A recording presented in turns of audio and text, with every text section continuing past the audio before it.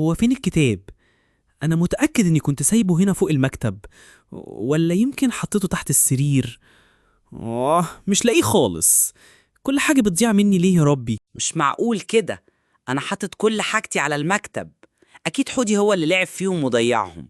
حودي ده أخويا الصغير، بس هو مضيع لي كل حاجتي. أكيد أنت يا حودي، أنت اللي بتلعب دايما في حاجتي. في إيه هنا؟ مالك يا ديدو؟ متضايق ليه؟ يا ديدو، هو أنت دايماً بترمي حاجتك في كل مكان؟ يعني بص حواليك، الورق على الأرض، الأقلام في كل حتة.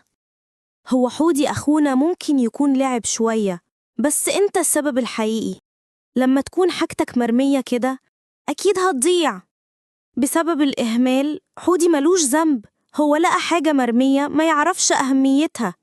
أنت الغلطان عشان هي حاجتك، وأنت اللي عارف أهميتها ومهمتك تحافظ عليها. يمكن معاكي حق. أنا لازم أبقى منظم أكتر من كده. أوعدك يا ليلي إني هحاول أرتب حاجتي دايما وأحطهم في مكان بعيد عن حودي. هيه، لقيته.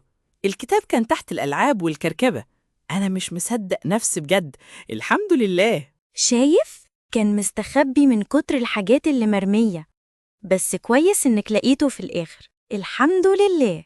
يعني لما بنرمي حاجتنا مش بس بتضيع، كمان بنتعب وندور كتير.